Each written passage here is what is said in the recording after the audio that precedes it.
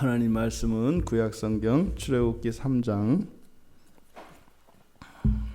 7절에서 12절까지입니다.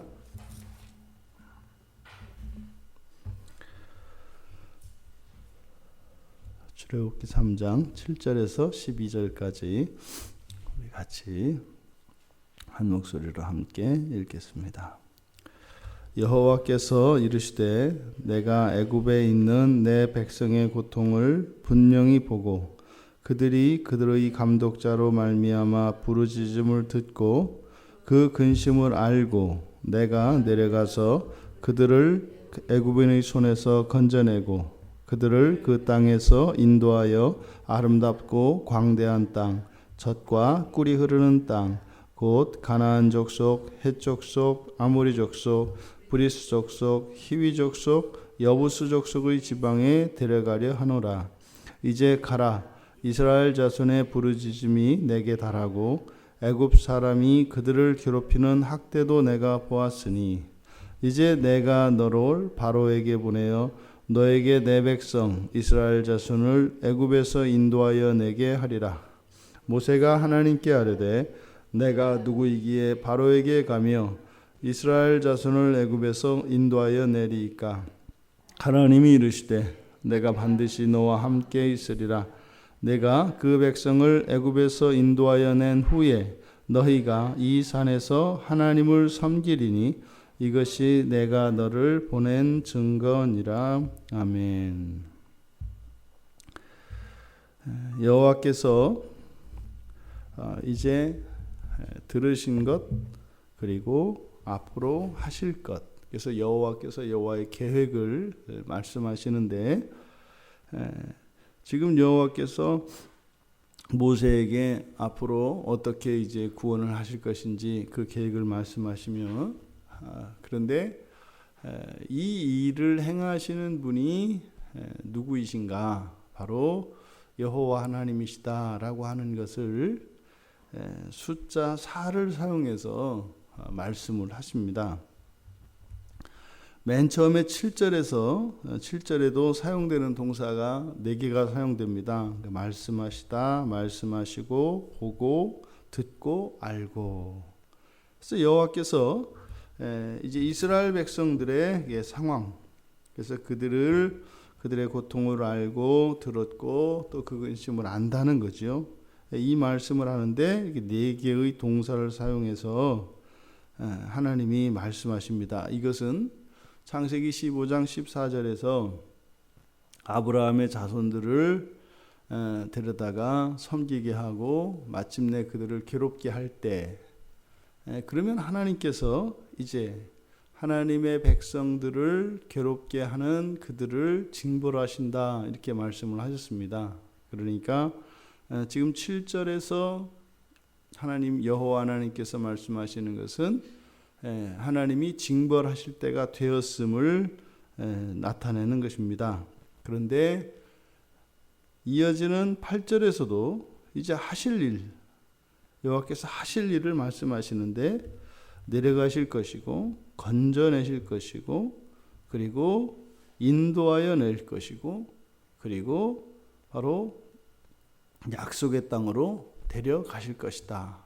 마찬가지로 4개의 동사를 가지고 앞으로 하실 일을 또한 말씀하십니다. 그러니까 그 언약을 이루실 때가 되었다고 하는 7절의 말씀과 그리고 이제 그 언약이 완전히 성취될 것이다라고 하는 이 예고를 말씀하실 때에 4단어씩을 사용을 하세요. 그리고 이제 그들을 인도해 갈 이제 이스라엘 백성들이 가게 될 그 땅에 대한 수식을 또 보면 아름다운 땅입니다. 8절의 중반절에서부터 그 땅에서 인도하여 아름다운 땅입니다. 그리고 광대한 땅입니다. 그리고 젖이 흐르는 땅이고 꿀이 흐르는 땅입니다.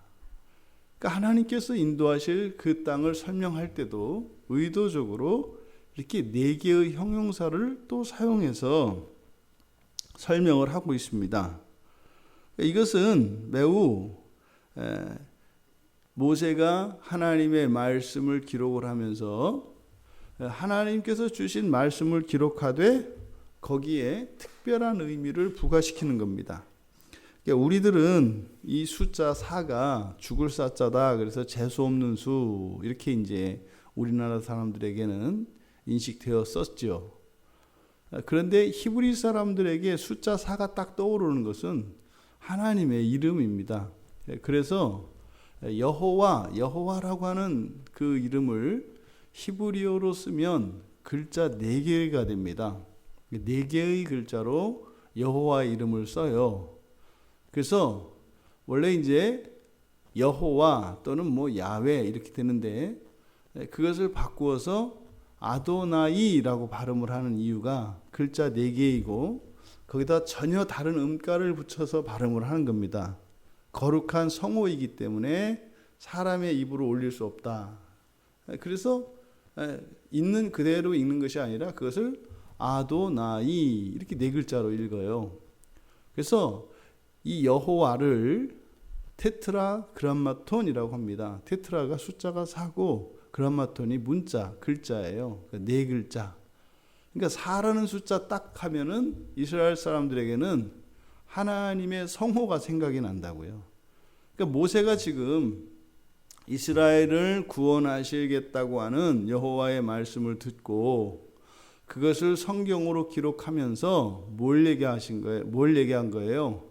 여호와를 계속 밑에다 깔아놓은 거예요. 마치 그림을 그릴 때 배경을 바로 여호와로 깔아놓은 거다 이 말입니다. 이거는 하나님이 시키신 것이 아니라 모세가 성경을 기록하면서 자기의 마음속에 일어난 감동을 적은 거죠. 사실은 그 감동까지도 하나님께서 주장하시죠.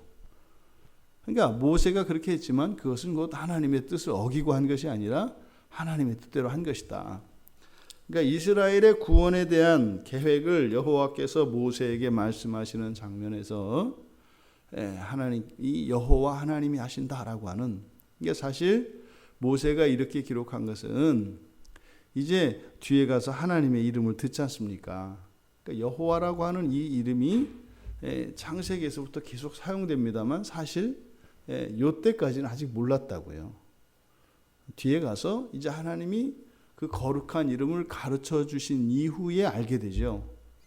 그리고 성경은 그 뒤에 기록되니까, 그래서 그 이전에 있었던 일을 모세가 이게 여호와 하나님이 하신 것이구나, 이렇게 성경을 기록하는 겁니다.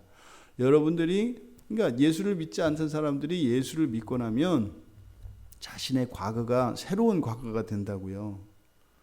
나는 전혀 예수 안 믿고 살았던 사람인데 이제 거듭나고 회심하고 나면 자기 인생 안에 일어났던 과거의 일련의 사건들이 모두 하나님과 관계되어 있다는 것을 알게 돼요. 옛날에 내가 이러이러한 일이 있었는데 이게 나를 하나님이 부르시는 거였구나. 이것이 나한테 경고하는 것이었구나. 이게 다 이해가 된다고요. 로마서에서 바울이 자신이 그렇게 회심한 그 일을 디모데에게 이야기할 때도 그렇게 얘기한단 말이에요. 내가 돌이켜보니까 말이지, 옛날에 내가 예수를 믿는 그리스도인들, 그 예수의 제자들을 막 잡아들이고 폭행하고 이럴 때 그때도 하나님 나랑 함께 하셨더라. 바울도 디모데에게 그렇게 고백을 한다고요. 지금 모세가 이야기하는 것은 바로 그거죠. 그래서 여기서 지금 이 뒤에 가서 여호와의 이름을 듣게 되는데, 그 앞에 지금 이 출애굽기 앞에 있는 창세기 전체에서도 이제 그 역사를 해석을 하면서 듣고 해석할 때 이제는 그것이 여호와다라고 하는 것을 이제는 기록하는 겁니다. 지금 여기서 이렇게 모세가 이야기하고 싶은 바로 이 테트라그람마톤, 존귀하신 그 이름, 그것을 통해서 지금 이 이야기를 우리에게 들려주고 있는데, 지금 모세가 하고 싶은 말이 뭐겠어요?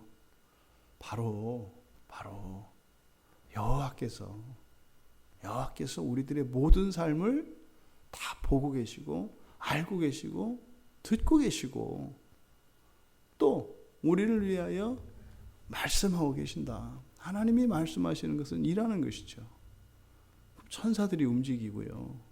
또 우리 안에 계신 하나님의 영이 움직이시고요. 이렇게 하나님이 우리와 함께 하시며 늘 동행하시며 언제나 우리들을 위하여 말씀하신다는 거예요. 언제나. 그리고요, 앞으로 하나님께서 구원하실 것이다. 여호와 하나님께서 구원하신다. 하나님이 하실 그 일, 여호와께서 하실 그 일, 여호수아는 이미 성취된 뒤에 이것을 기록하고 있기 때문에 확신에 차서 이야기합니다. 하나도 다르지 않더라. 하나님의 말씀은 그대로 성취되더라. 이것을 지금 강조하려고 하는 거죠. 또 여기에 보면 8절의 끝에 그 약속의 땅에 있는 그 가나안 족속들을 쭉 소개합니다. 여기 보면은 가나안, 헷, 아모리, 브리스, 히위, 그리고 여부스 이렇게 6개의 족속이 소개되거든요. 그런데 창세기 15장 19절에서 21절까지 아브라함에게 여호와께서 말씀하실 때 그때 소개되는 족속은 10개의 족속이 소개가 돼요. 여긴 또 6개입니다. 그러니까 또 4개의 숫자가 차이가 나죠. 그러니까 이것은 굉장히 의도적으로 바로 하나님의 이름을 상징하는 숫자 4, 이 넷이라고 하는 이 숫자를 복선으로 깔고 있다. 그리고 이제 9절에서 모세에게 명령을 내리십니다. 이제 가라. 이것은 하나님의 때가 성취된 것을 말하죠. 하나님의 때가 성취된 것을. 그래서 그 언약을 성취할 때가 되었다라는 거죠. 이제 가라. 이것은 바꾸어 말하면 이제 여호와께서 그 하나님의 백성들의 소리를 들으셨다는 거죠. 학대받는 것도 아셨다는 거죠. 그래서 하나님께서 일하신다는 사실을 가르쳐 주는 겁니다.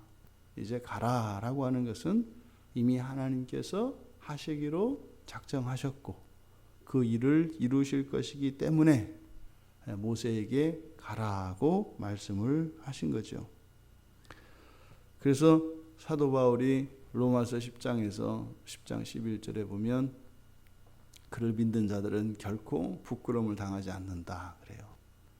결코 부끄러움을 당하지 않는다. 제가 이제 목사가 되고 나서 축복하고 기도하는 것을 굉장히 영광스럽게 생각합니다. 그리고 뿌듯하게 생각합니다. 왜냐하면 부끄러움 당하지 않을 것을 알기 때문입니다. 예수의 이름으로 목사가 되어서 축복할 때 그 축복이 반드시 성취될 것을 믿기 때문에 그게 뿌듯한 겁니다. 그것은 마찬가지입니다. 여러분들이 믿음으로 예수 안에서 그렇게 기도하고 여러분들이 소원한 것들이라면 부끄러움 당하지 않을 줄 믿습니다. 이제 하나님께서 모세를 부르셔요. 그래서 정말로 주님을 부르는 자라들, 하나님의 이름을 부르는 자들, 주의 이름을 부르는 자는 구원을 얻으리라. 지금 모세가 여기서 자꾸 하나님의 이름을 밑에 까는 겁니다. 여호와 하나님의 이름을 자꾸 까는 겁니다. 모세에게 이렇게 명령을 내리신 것은 이제 하나님께서 모세를 이스라엘 백성의 인도자로 택하셨음을 가르쳐 주시는 거죠. 그래서 여호와의 구원의 방식은 사람을 사용하신다는 것입니다. 하나님께서 하실 수 있지만 하나님께서는 반드시 사람을 사용하십니다. 그 이유는 무엇이에요? 하나님이 하시는 일의 궁극적인 목적은 사람이라는 뜻이에요. 사람에게 능력이 없습니다. 그리고 굳이 사람을 사용하실 필요가 없습니다. 근데 사람을 참여시키는 것은 무엇이에요? 그 일의 궁극적인 목적은 거기에 사용되는 그 사람이라는 뜻이에요. 그 일의 효과로 지금 모세를 보내셔서 이스라엘 백성들을 구원하실 것입니다. 그들의 부르짖음을 들으셨기 때문이죠. 이스라엘 백성들은 구원을 받게 될 것입니다. 그런데 구원하시는 그 일에 택함을 받고 보내심을 받는 모세, 그 일을 통해서 하나님은 모세를 만들어 가시려고 하시는 것입니다. 모세가 무슨 일을 하는 게 아니죠. 모세가 이스라엘 백성들의 지도자가 되어서 앞으로 그들을 영도하겠습니다만 모세가 그들을 위해서 하는 게 아니죠. 하나님께서 모세를 바꾸시기 위하여 그들을 따르도록 하신 것이죠. 이스라엘 백성들의 입장에서는 모세를 통하여 그들을 구원하시는 거죠. 그러니까 백성들은 지도자인 모세에게, 이들을 인도하고 이들을 앞으로 영도할 모세는 백성들에게 서로 감사한 거죠. 이스라엘 백성이 없다면 모세가 세워질 수 없고요. 모세가 없다면 또한 이스라엘 백성이 구원될 수 없고 세워질 수 없습니다. 그러니까요, 모세와 이스라엘 백성은 뗄래야 뗄 수가 없습니다. 이것이 교회입니다. 어느 누구도 없을 수 없습니다. 어느 누구도 서로에게 은혜를 끼치고 은혜를 받습니다. 하지만 이 은혜에 대한 주인은, 그리고 찬양받으실 분은 오직 하나님 한 분이십니다. 사람들 사이에서는 빚도 없고 사람들 사이에서는 공로도 없습니다. 바로 우리들 각자를 위하여 우리를 우리로 만들어 놓으시고 일하시는 하나님의 구원의 방식 때문에 그렇습니다. 하나님의 일을 이루실 때 사람을 사용하시는 그것이 거기에 사용받은 그 사람의 공로가 될 수 없다는 사실을 우리가 잊지 말아야 합니다. 이 사실을 아직 모르는 모세가 내가 누구이기에 이렇게 한다고요. 하나님께 아뢰되 내가 누구이기에 바로에게 가며. 어떤 주석가들은 이것을 겸손이라고 얘기합니다. 하나님께서 이렇게 여호와께서 지도자를 보니까 어떻게 저 같은 본문의 문맥은 그런 문맥이 아닙니다. 모르는 겁니다. 모세는 자신이 하는 건 줄 아는 거죠. 그러니까 어떻게 저 같은 것이, 이게 꼭 우리나라 사람 정서가 맞잖아요. 뭐 이것 좀 한번 해볼 때 제가 어떻게, 그러니까 이게 딱 우리나라 사람의 정서로 이제 성경을 본 거죠. 겸손한 모세, 아직 겸손하지 않습니다. 돼야 됩니다. 겸손해지려면 이거는 굉장한 경지입니다. 그리스도의 성품의 클라이막스가 겸손이라고요. 그러니까 겸손은 굉장히 어려운 거고요. 성경에서 겸손은 뭐라고요? 하나님의 능력, 신적 능력으로서 되는 거라고 했어요. 그러니까 성령 충만을 입지 않고서는, 신적 권능이 우리 안에 충만하게 되지 않고서는 겸손할 수 있는 게 아니에요. 가짜라고요. 그러니까 지금 이제 시작도 안 했는데 앞으로 모세 죄 더 많이 져야 되는데 벌써 완전했다 이렇게 하면 어떻게 돼요? 그러니까 아직 아니에요. 아직 철없다고요. 그러니까 지금 여기서 내가 누구이기에라고 하는 것은 바로 이스라엘 백성들의 구원의 일을 하나님이 하신다는 것, 그리고 모세가 하는 것이 아니라는 것, 이거를 모르니까 내가 누구이기에, 누구가 하는 게 아니라 내가 하는 거죠. 여호와께서 하는 거죠. 그래서 12절에서 얘기하는 거예요. 내가 할 거야. 너를 보내지만 함께 있는 내가 할 거야. 내가 그들을 인도해낼 거야. 그래서 너희들은 나를 섬기게 될 거야. 네가 아니라, 누가 하는 것이 아니라 내가 하는 거야. 내가 구원하고 내가 인도할 것이고 너희들은 나를 예배하게 될 것이다. 여호와 하나님께서 이것이 내가 너를 보낸 증거다. 바로 이 산에서 예배하게 되는 거죠. 하나님을 섬기리니 예배하는 겁니다. 이 산에 와서 너희들이 예배하게 될 건데 그것이 내가 너를 보낸 증거야. 이 말은 뭐겠어요? 이 증거라는 것은 지금 눈에 보이는 뭘 가지고 해야 되는 거 아닙니까? 근데 아직 구원도 안 됐고 그들이 여기 오지도 않았단 말이죠. 미래의 일인데 어떻게 이게 증거예요? 소망이야, 약속이야, 이렇게 말씀을 하셔야 되잖아요. 이게 무슨 말이겠어요? 증거는 지금 눈앞에 있어서 그것이 앞으로 일어날 무슨 표가 되든지 이래야 증거가 되는데, 이들이 이곳에 와서 예배하게 되는 그것이 증거가 된다 그래요. 그러니까 그 증거는 지금을 위한 증거가 아니라 그때를 위한 증거라는 말씀이죠. 그때 증거가 될 거야. 무슨 말이에요? 못 믿는다는 겁니다. 못 믿는다는 겁니다. 그러니까 어떻게 해요? 홍해가 갈라지고 막 그 이전에 10가지 재앙이 일어나고 기적이 일어나고, 그래서 광야에서 또 뭐 성리를 부리고 이렇게 하다가 시내산에 비로소 왔을 때 그때 번쩍하고 정신이 날 거다. 정신이 활짝 날 거다. 니들. 아, 정말 여호와께서 행하신 것이네. 아, 맞네. 모두가 이렇게 동의하게 될 거라는 거예요. 모세도 아직 그것을 믿고 있지 못합니다. 자신이 가면 그렇게 이스라엘 백성들이 애굽에서 구원받고 인도돼서 나올 것이라는 확신이 없습니다. 아직. 그러니까요. 그때 가서 알게 될 거고 믿게 될 거다. 이렇게 말씀을 하시는 겁니다. 여호와는요, 미리 아십니다. 우리는요, 나중에 압니다. 이게 하나님과 우리의 차이입니다. 미리 아셨던 여호와의 일을 나중에 알게 되면 그때 하는 일이 예배입니다. 우리가 하나님을 예배하는 것은 증거입니다. 미리 아셨던 그 하나님의 아심이 참으로 옳습니다 라고 하는 증거가 된 자들에게 일어나는 행위가 바로 예배라는 겁니다. 오늘날 우리들의 예배는 무엇이겠어요? 당신이 예수를 이 땅에 보내셔서 참으로 우리를 구원하시고 인도하여 주셨습니다. 그것을 고백하는 게 예배입니다.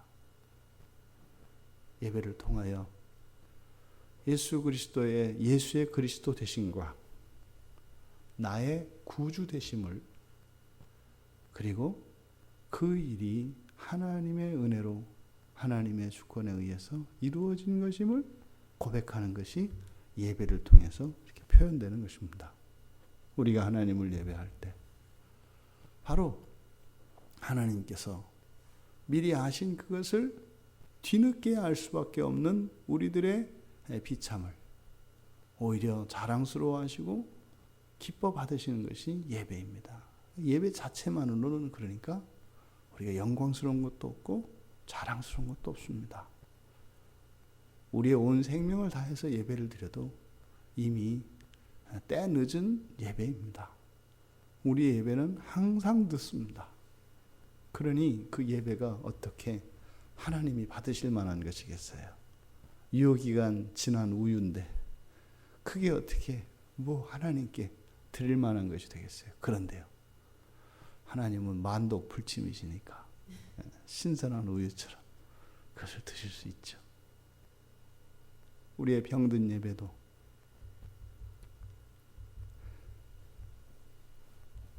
참 부끄럽고 초라한 예배도 하나님은 영광으로 받으시는 거죠. 그것이 하나님께서 하나님의 백성들을 대하시는 것입니다. 그러니 이 예배의 영광이 무엇이겠습니까? 우리들의 무엇이 아닙니다. 이미 이전에 먼저 아셔서 우리를 구원하시기 위하여 하나님께서 행하신 그 모든 일들이 사실은 예배의 이유인 것이죠. 우리가 좀 어리석고 더딘 것을 질책하지 않으시고 그를 기뻐 받으시는 하나님을 찬양합니다. 오늘 하루 우리들의 삶은 하나님께서 미리 하신 그것을 우리가 알게 되는 날일 것입니다. 그 모든 것들을 기억합시다. 그리고 우리가 하나님을 예배할 때 참으로 하나님 맞습니다. 예배가 그 증거입니다. 이렇게 고백할 수 있는 우리 모두가 되기를 주님의 이름으로 축원합니다. 살아계신 하나님, 모세를 보내신 증거가 예배라고 말씀을 하셨습니다. 먼저 알고 계신 하나님의 일들이 저희들에게는 도저히 믿어지지 않고 일어날 수 없는 일인 것처럼 하나님을 불신하고 때로는 원망하고 다른 길로 자꾸만 가려고 하는 저희들을 조금도 요동하지 않으시고 저희를 믿어주시며 묵묵히 하나님의 일을 행하셔서 예배를 기뻐 받으시는 하나님, 하나님을 찬양합니다.